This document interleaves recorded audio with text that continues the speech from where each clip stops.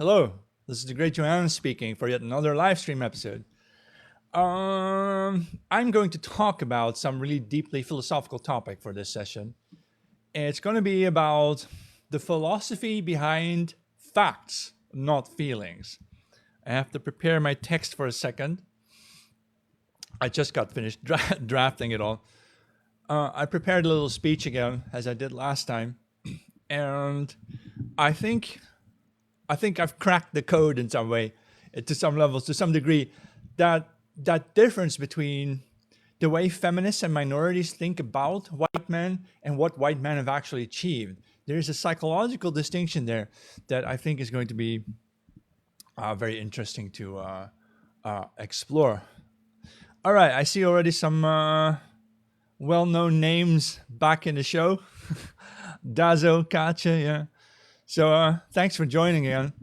I think I'll just start right off with my main topic. It's a little speech, and then we can just talk more casually.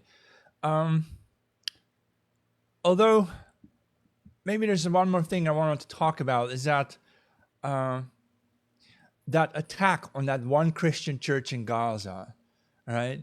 Now, the Pope has said something about it. The Pope has said the war needs to stop, right? But imagine if we in Europe had political leaders willing to go a little further, right? And to see this as an attack on all Christians, or even as an attack on all of humanity. I made a little joking video about that on this channel. All right. Good evening. Hey, 95% of the world innovations. Yeah, that's us. I'm actually going to talk about that now. You know what? I'll just get started right away. I got my I got my speech right in front of me. And then if I see your comments pop up, just go ahead, then I'll talk. Then we can talk. All right. So it starts with two examples of situations. Migrants, they say, don't get paid less because they're latecomers to dwindling Western economies. No, it's actually because of their race. Didn't you know?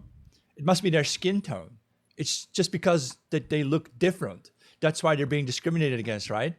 Can't be any real reason behind it, right? Or a valid reason. No, same with women. Women get paid less for doing the same work, not because they're also a latecomer demographic added to prop up a dying economy. No. It must be because of their crotch, right? Their gender, their sex, their makeup, right? So, of course, this is bullshit. What I'm trying to introduce here is this understanding that leftists tend to explain their whole reality in terms of their own physical body. That's why they always say that they're being discriminated because of the color of their skin, or because of the shape of their nose, or because of their crotch, their gender, their sex, and so on. And they say that's it. That's the only reason why they're not getting paid as much. Not because, for example, I don't know, the economy is in decline and newly added groups that were added to the economy later, the latecomer demographics, such as women and minorities, they end up earning less, not because we hate them or even want to discriminate them. Because believe me, if we wanted to discriminate Black and brown people, they wouldn't even be living among us. So that's not the reason. The reason is, in a declining economy, you're going to have to start paying people less. So who do you pay less? Well, you pay the people less if they're less competent, right? The ones who are latecomers, the ones who joined the company last, they don't get the same stock options. Get it? So we can only begin to understand leftists and leftism. I call it progressive liberal disorder, when we accept that their entire reasoning about everything is based on their bodily sensations. Their universe literally ends where their skin begins. They are trapped inside their skin sacs. Whereas for right-wingers, in my understanding, our universe begins where our skin begins, and the universe ends where the universe ends. So that's the distinction between the body and the world outside the body. Whereas I believe many leftist thinkers are trapped within the body, and they have a flawed ability to understand what happens outside of it, because they reason more on the grounds of feelings rather than facts. So that's what this talk is about feelings versus facts.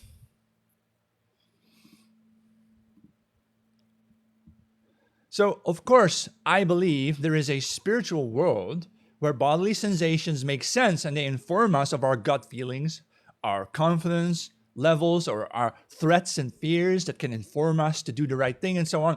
But to claim that these feelings now somehow dictate how the universe ought to operate, that's a bridge too far. And this, I think, is where we find the biggest difference between left-wingers and right-wingers. For it is a difference between the body and the world, right? Do you believe, for example, that the causes for what goes on in the world lie within your own body? Then you're probably a leftist. And do you believe that the universe has its own causes, which may or may not affect your body as well? Then you're probably a right-winger because you make the distinction between yourself and the world outside. Making such distinctions is what they now call fascist, right? So, at least psychologically speaking, this is the distinction between leftists and right-wingers. This has nothing to do with your preferred political party even or philosophical inclination. It's really the difference between betting on physiology versus betting on physics. So where does the leftist preoccupation with their bodies come from? In leftist narratives, we often hear that people say that they are just bodies or bodies in motion. Haven't you heard these freak leftists on the LGBT far left? They always call themselves just bodies. We're all bodies. Right? I always thought that was very strange. Aren't you a human being or a soul or a spirit? No, they're just bodies. I mean, what does that even mean to them? It means that they believe that the whole universe exists within themselves, not also outside of themselves, and that therefore changes to the universe must occur within the body first. I'm going to get to the part where they justify basically castration surgery and so on, transgenderism, right? So you may have guessed this by now. This is why liberals and progressives believe that a man can be a woman. They genuinely believe that they can alter the physical universe by changing their bodies. It doesn't occur to them that they are merely misleading themselves. And in some cases, they are mutilating themselves. The fact that other people don't see how self-mutilation somehow changes one's reality just means they're ignorant, uneducated, or worse, they're fascists. See, if we don't go along with their fictions and fantasies, they call us racists and Nazis and fascists. In this context, however, I believe that their word for fascist is meant to designate anyone who can still think rationally, reasonably, or logically. Thanks for sending me a heart, Ima. A fascist is someone who can see difference, someone who can discriminate, who understands cause and effect.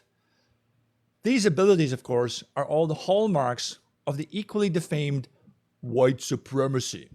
This is why they say that math is nowadays racist, because mathematical formulae don't originate from our feelings, but they originate from the rational world that lies beyond our control. There's things about our reality that we may observe, but that we cannot change. This is actually not true, Mr. Brugg. Someone says that European IQ is 97, China IQ is 105. It's actually not. Brian Pesta et al., late December 2023, did a research in the UK, and the Chinese people scored 98 and the white people scored 100. So it's all made up.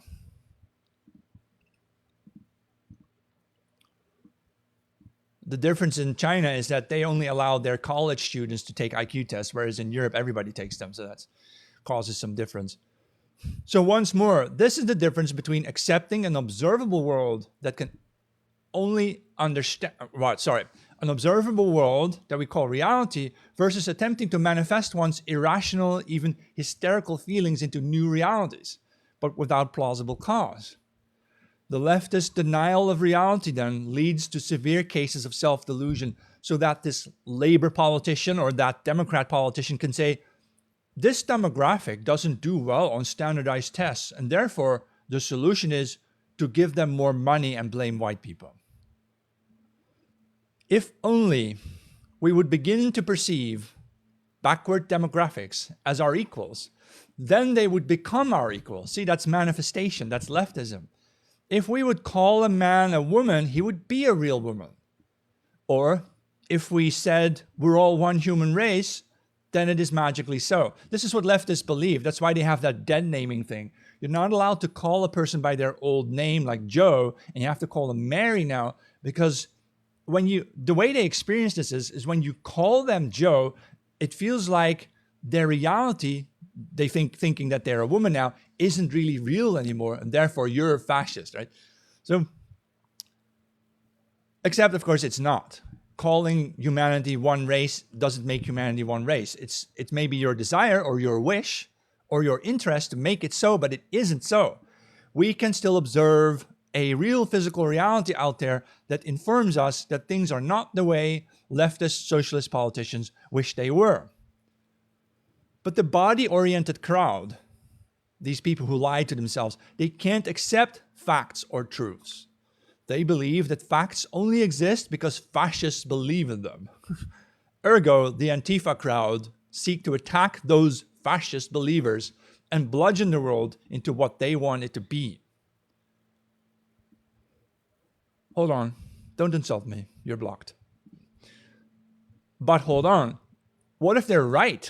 What if there really exists this superior ability to grasp and observe the reality outside our bodies? And that predominantly white men, white masculine right-wing men, the patriarchal Europeans, the so-called racists and fascists, can see difference, and that they have won, through their evolution and struggle, the greatest expertise in precisely this field, namely the field of rational observation. What if it's true that white people in general, or white men in particular, possess this uncanny ability to do science, to reason about cause and effect, to logically deduce the past from present observation, and to extrapolate past events into the future so that we may repeatedly make the sort of predictions necessary to keep a highly technologized civilization operating. You may say you want to decolonize the Western curriculum, but are you also prepared to move back into muck huts after we decolonize Western architecture? What are you really trying to achieve here, if not the destruction of that which causes feelings of envy in your body? Imagine now, if the body-oriented people, i.e. those with a poor ability to perceive the physical, material world, were to take over a higher civilization designed by superior men with some superior mental assets. They wouldn't grasp one iota of our society's technological complexity. They would not be able to even begin to study the root causes for both wanted and unwanted outcomes, nor that preparation and a tested systematic approach to work matter. Our society would crumble. On top of that, I've noticed that these body-oriented people, leftists, tend to be feminine by our standards. And this surprises me, because it implies that most so-called minorities, namely the races of Africa, Asia, India, and Latin America, by and large, supply the world with men who are more like women, much more body-oriented rather than world-oriented. So I spoke earlier about the difference between perceiving reality as just your body, as though the causes of the world originate from yourself, or perceiving your body as being in the world, where the world is something outside of your body and therefore also outside of your control. But you can study it, right? My surprise also makes perfect sense. Despite the aggressive machismo put on display by certain alien races and their apparent uncontrollable sexual urges to rape all that moves, I've observed that their attitudes are merely self-protective measures, namely to hide the fact that they hold a very poor grasp of reality's inner workings. Their own inability to understand things offends them, yet they'll willingly blame the white man for creating these inexplicable conditions. It's as though we are meeting a superior advanced race from another galaxy, and instead of learning from them, we blame them for having technology that we don't understand. That's what this is, I mean, the body-oriented people, the leftists, feminists and minorities and so on, appear to be stuck inside a mythical motherly womb. They have been born into the world, but their minds have remained trapped inside their mothers. Doesn't this sound plausible? I think I've got it here, There's a famous Jewish saying from the Talmud that goes, "You cannot see reality how it is, but only how you are." This, however, I think, betrays much about the Jews themselves, namely that they are people who cannot perceive reality how it is, only how they are. Whereas white European men are built differently. We can see the reality how it is, and as per that Jewish saying, that makes us real. The European patriarchal mind then distinguishes itself through its ability to pry into the real world and to discover there its causes and effects, its mechanism, its systems, its math, its physics, its formulae and its constants, its predictable nature. This by no means intends to discredit the female world of bodily feelings. Rather, the world of masculine science simply complements the sphere of the body and basically the motherly womb. However, it would be a catastrophic mistake to think that we must give preference to feelings over facts. European scientists and philosophers and even theologians have together augmented our bodies with a greater understanding of what lies out there, outside of our bodies, culminating in a space-age vision of distant galaxies teeming with intelligent life. If our superior abilities to see the reality as it is make us superior, then so be it. We should at any rate never feel any shame to it. We should be proud of our ability to see beyond the color of our skin. This brings me to the fetishization of the human body, as leftists have done. They revel in torturing and mutilating themselves, from nostril piercings to the removal of body parts. This is also why feminists, furious and angry, claim that men denied them the vote. Why don't they say that white American men invented modern democracy? If women cared so much about democracy, how come at no point in human history have women ever thought of it? Why didn't women think of democracy first? Why was it the white Greek men who invented direct democracy at the Acropolis? How come all the African, Asian, Indian, and Latin American peoples came up with despotism as their only political innovation? The point about despotism here is crucial. Despotism is the worship of the tyrannical baby, the dominant child. It is a society that puts the child on a pedestal and submits everyone else to it, to the needs of an aggressive baby. Indeed, this type of despotic society is in fact a feminist women's society. Let me repeat that. Historically speaking, white men of Europe invented democracy, but the feminist women of the world invented despotism. That was their invention. Women and minorities aren't angry at white men for inventing the vote. They are angry that the vote offered white men freedoms outside an otherwise naturally despotic system. We are the ones who got away. We escaped. And that's why they hate us. We are free and they are still slaves.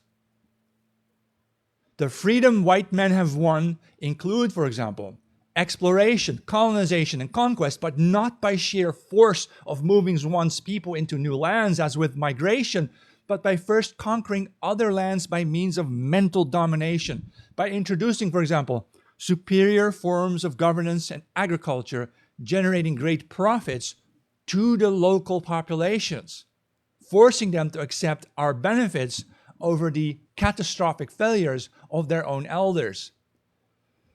Through the imposition of this mental faculty onto lesser peoples, the white man won the world. He did so largely without the use of force. It was the white man who first began dreaming of alien life inhabiting other solar systems, whereas, for example, Native Americans thought that the night skies were a giant bear hide and that stars were small punctures through which that hide revealed a bit of sunlight.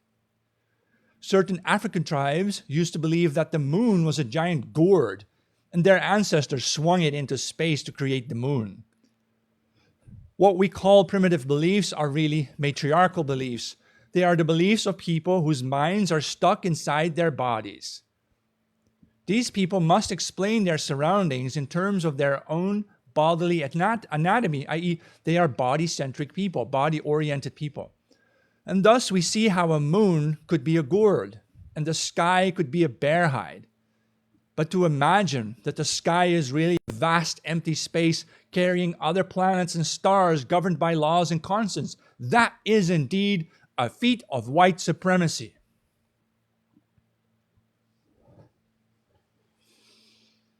The feminist and minority aim is not, and has never been, to elevate themselves to the levels of understanding professed by the European intellect, but to impose on European advances a weight that may not be moved.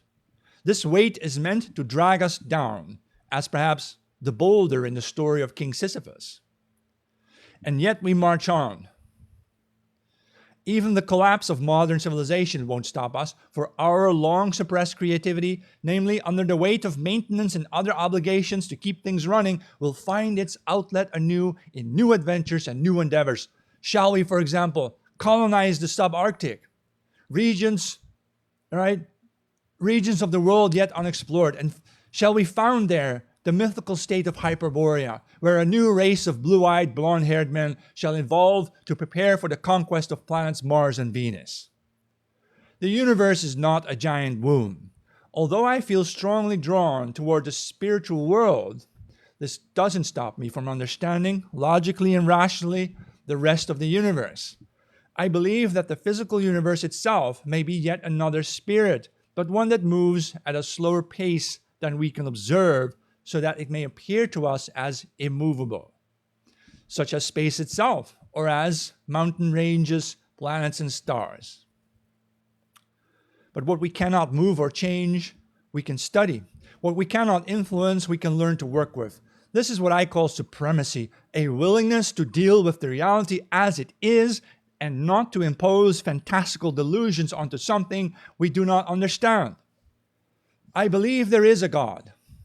I believe that people have a soul and a free will and a mind of their own, and that there is also a physical reality separate from all this. Making these distinctions, of course, is an act of fascism, according to feminists. They would rather like to erase the very difference between their fantasies and the physical world, between the mind and matter. But I don't want to fuse mind with matter or space with time.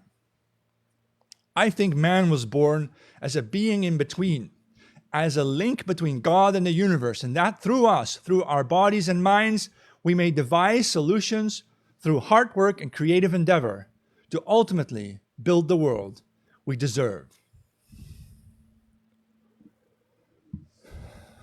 Well, I thought there was a reasonable speech. Okay, let's do a little...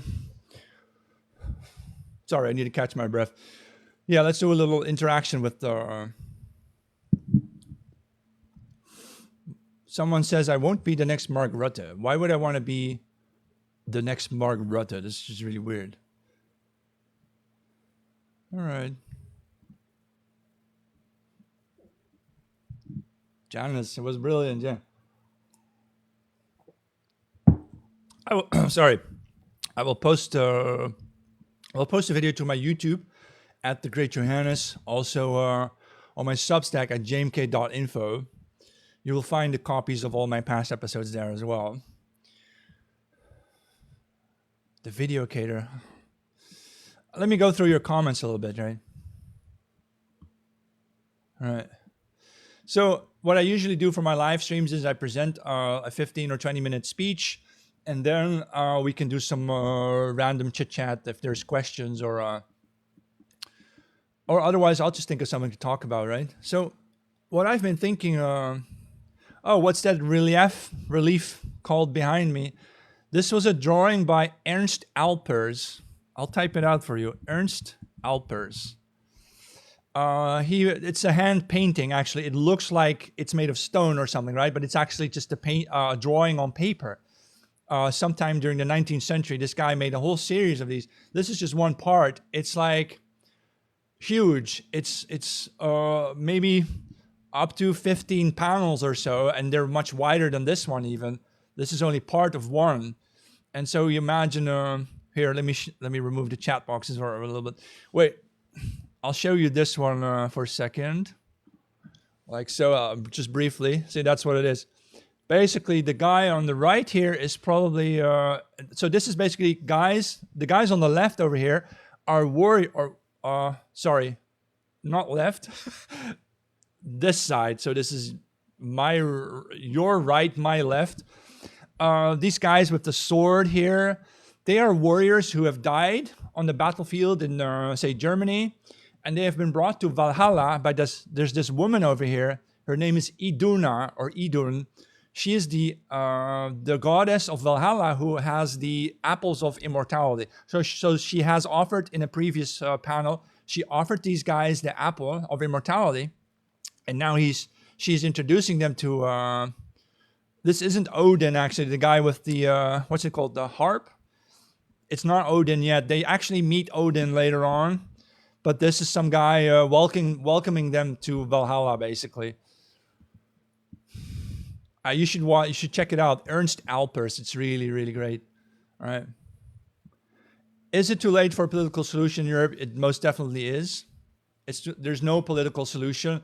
We need to start building a movement in many different ways. Women's movements, men's movements, fight clubs, whatever. And we are going to basically focus on, our goal would be not to try to save this dying civilization, but to build a new one. And you can, as has been done many times before, you can actually build a new civilization on top of an old one. If you go and explore Europe, you will notice that in the sediment, we have several layers. Say in a city like Utrecht, in the city center, the original layer is basically when the Romans built a settlement there. And then there's different architectural layers on top of that, the medieval, right, post-medieval, and then the modern age. And you can actually see that in the layers underneath the city, that many different civilizations have been plastered over each other. Because what they do is they sometimes destroy old buildings, but then they'll use the brick to build a new building. Get it? So they reuse the old brick. So you see buildings, churches that were built partially in Europe with brick from Roman temples. So they tore down the Roman temple and then turned it into a Christian church later, but using the same materials because that's the easiest way to do it, right? Why throw away good materials? We didn't do that. We didn't used to do that in the past, right? What is this next civilization? What I have in mind for Europe is a sort of Christian Sparta, a society with definitely will have warrior classes, a warrior cult, a priestly class to guide things. Basically, there will be some sort of a political nobility, like say princes or politicians, presidents, basically the front-facing politicians. But it will, in the end, I think it will be a bit more theocratic, where you have the priests behind the scenes guiding the most important direction of the civilization. Because the reason for that is that in our society, money has become our guide. Money has become our god, mammon, right? You can either worship God or mammon. Mammon is the money god. And, you know, no, we can see how this ended. This ended really bad. We need to go back to something that has a more spiritual root.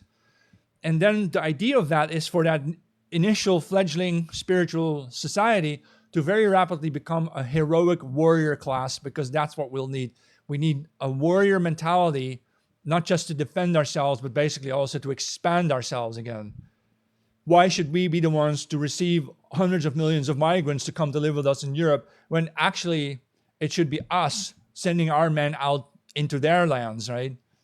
We need to overturn this nonsense. We just can't keep on doing this anymore. Have you read the news? In Germany, the birth rate has collapsed even further. It's just astonishing. But then again, women are capable of producing easily 10 children over the course of their life from age 20. Hey, take it easy. You don't have to be 14 years old, but from age 20 to 40, a woman can easily have 10 children. So it should not, and especially if you do that just 2 or 3 generations in a row, boom, you've got 1 billion people, right? So it's not undoable. The whole birth rate thing is more a decision thing. Like, when are we going to fight back again? When are we going to focus on having our houses full of children again, right? People always think I'm a hypocrite, but I'm only a victim of the same society we were all built in. The difference is I'm talking about it and I'm trying to get people to go and do something about something, right? All right, step one to that new civilization is, I think, a serious mentality change where you understand that paying taxes into this society is a losing strategy. You need to get out.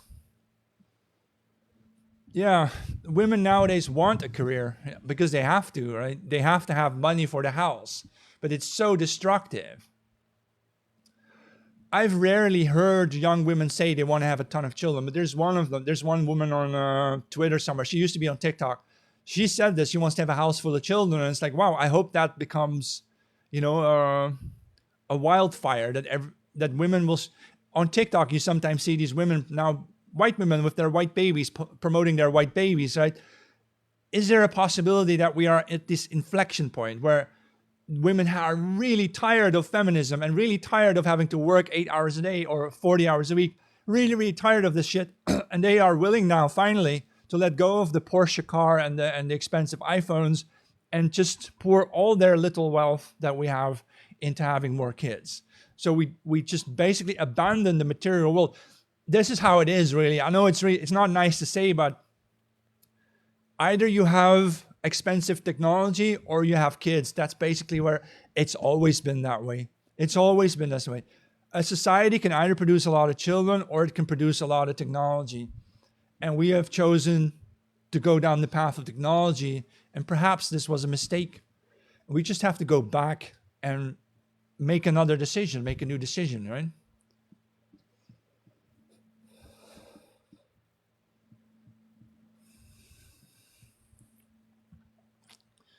Do you think they created money to keep people poor? Certainly a way to tax us. Yeah, it's easier to tax people who have money. Otherwise, the feudal kings, they had to actually go to the farmers with buckets and then load the buckets full of grain to steal the grain from the peasants as a tax, right? But with money, especially with bank accounts, it's so much easier. Basically, the government just pulls the money out of your accounts, right?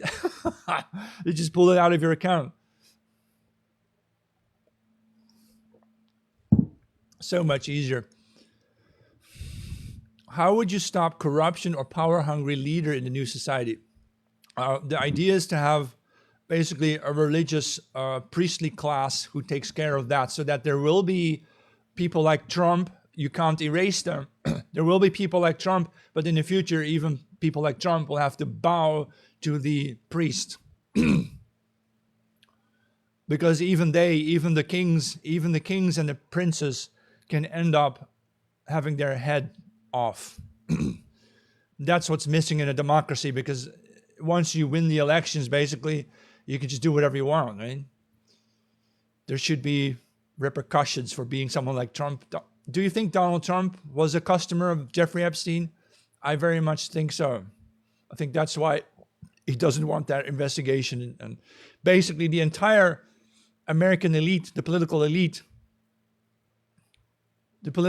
is, all of them were in bed with Epstein, every single one of them, even Hillary Clinton. Not everyone is Christian, yeah, but soon everyone will be Christian in Europe. You can figure that out yourself. 10 kids per woman, the world is overpopulated. No, Europe isn't.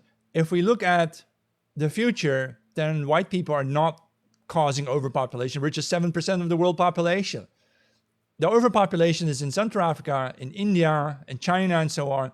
It's not among white Europeans. We're not the cause of overpopulation.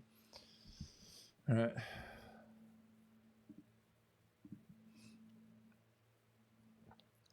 No, Trump was definitely. I think Trump is a closet case. Yeah.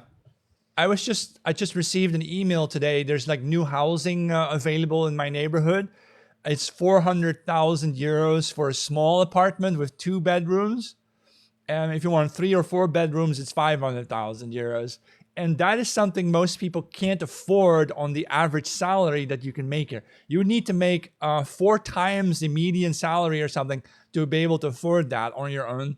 Or you would need 2 people earning at least twice the median salary to afford that. And these are basic houses. They're just flats. They're just flats. It's a nice building, but they're just flats. And that's insane that we are forcing people to basically waste their whole lives working as slaves at an assembly line just to be able to live somewhere in a place where you only sleep there. Isn't that the number one complaint of these urban professionals? We used to call them yuppies, young urban professionals. They only see their bedroom. They only spend 9 hours a day in their houses eating some breakfast, and then they're out to work again, working long hours, right? Unpaid hours, right? Europe is still very much Christian. Didn't you see it? Didn't you see what Anna Lapwood, she's a British organ player, and she went to the Dome in Cologne, basically the cathedral in Cologne, and she played that Interstellar theme and Pirates of the Caribbean. It was packed. It's one of the few times that the churches in Europe were packed with people. But you realize that Europe is still very much Christian. Man. People are drawn back to it, precisely perhaps because of our confrontation with diversity. We see how bad it is. We see how diversity is harming us to the core. And what we want is a radical break from this. We need to break away from our stupid overlords, the politicians and their handlers. A politician is basically someone who works for millionaires who work for billionaires, right? Yeah, all politicians are bought, right? And the current monetary system is privately owned. Yeah, exactly.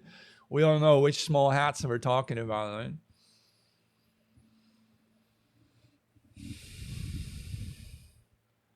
All right. Trump is surrounded by them, yeah. So many of them are. Do they just do it for the fame or the money? Someone calls it limbic capitalism. It's where you exploit people's natural urges. People want to be famous. People want to, make love and so on. And so you sell them that. You sell them you're not really adding anything to the society. You're just exploiting people as though they were cattle, right?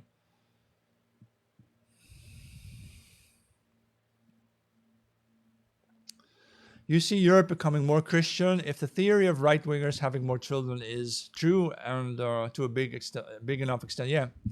Well, that's the idea. The thing is, religious populations today are still the ones who have most children. In the United States, it's actually the Amish people who are fundamentalistically religious. They have the highest birth rates.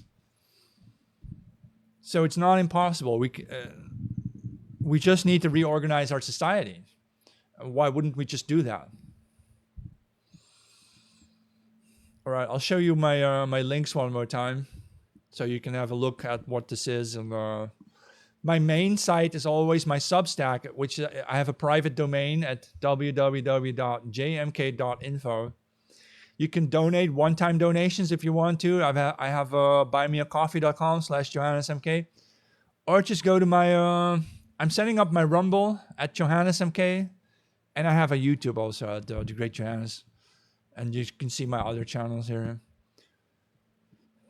Thought I'll just show you that for a bit. You can find my books also on jmk.com. Yeah. The Mormons, yeah, they have that system of polygyny. Multiple women. Yeah, I don't know how they reproduce very well, but certainly it's their thing, yeah. And you have the Mennonites. You got the Amish, Mormons, Mennonites. I think they do have higher birth rates on average than average Americans, of course. Polygamy, yeah. We must look after our family and not leave them in homes for old people, yeah. Yeah, the word I was looking for was polygamy, yeah.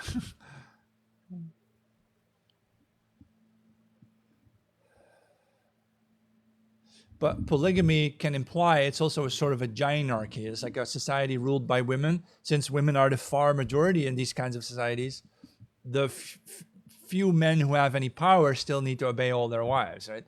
And the other men have no power at all. So Think about that for a moment.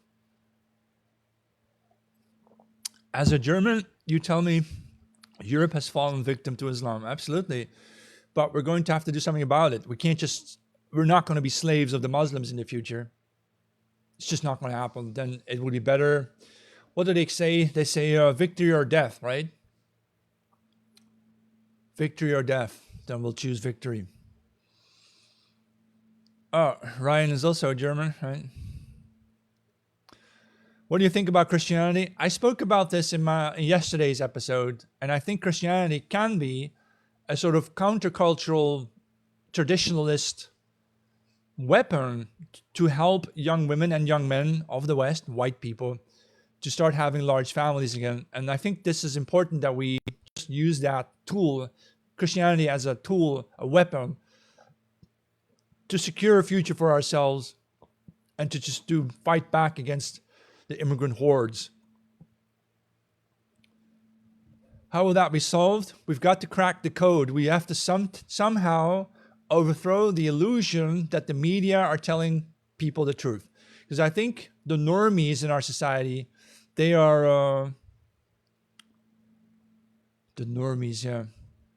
They are easily influenced. If you tell them what to do, they will do that, right? Because of Christianity, you want to make children, right? Go ahead, yeah.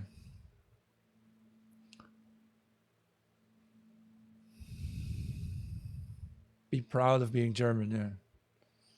Crazy things are happening in Germany, man. They're coming up with excuses not to have to, arrest rapists or something, right?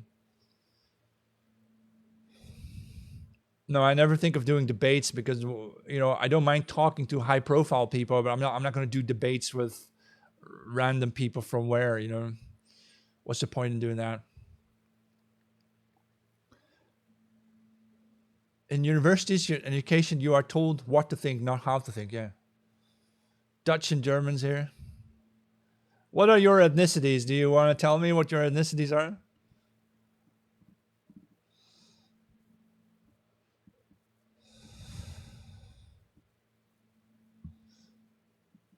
Kamervragen.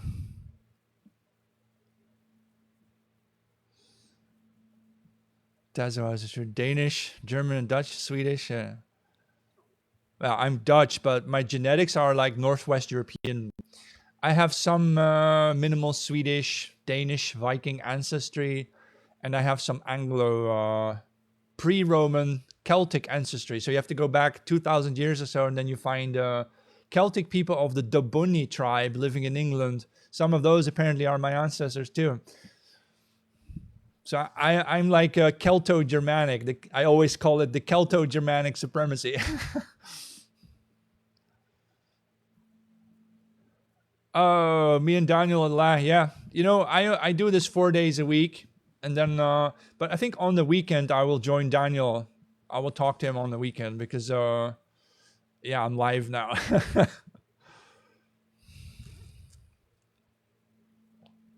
Oh, you're Italian? Some people are don't directly tell normies they're wrong. They get very defensive, yeah. Right. They have no alternatives. So if you tell them they're wrong, then what the hell are they supposed to do, right?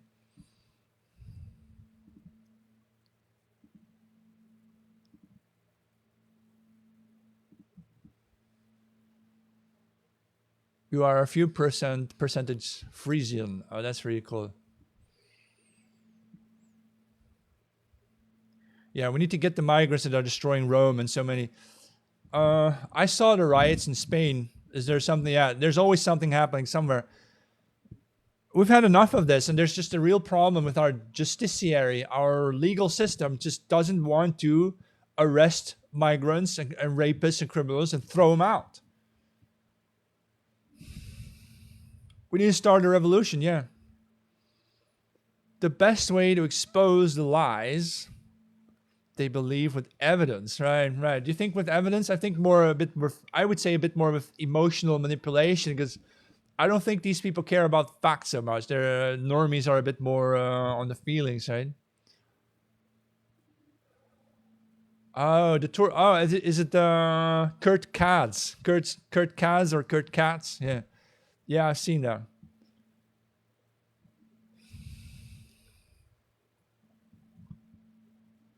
Yeah.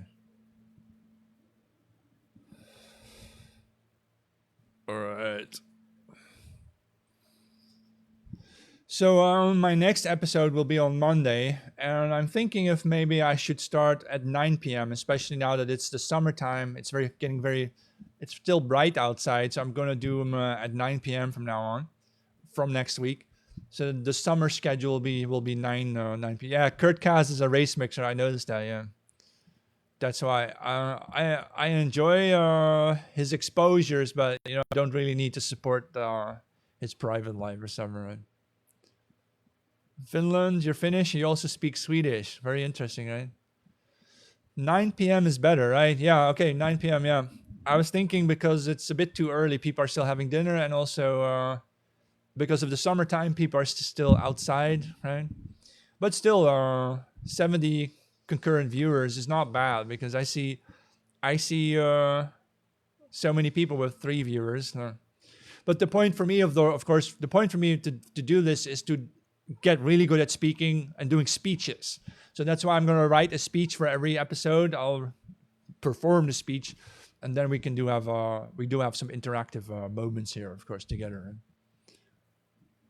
Uh, all right, yeah. All right, I'm going to log off. I'll show you my links one more time. You can find my other websites there. TikTok allowed me to start a bulletin. So I now have a bulletin active also on this channel. You can also subscribe to that bulletin board. It will just give you updates on when I'm doing a live stream and when I've posted a new video and occasional important messages. I won't spam it at all. So, all right, yeah.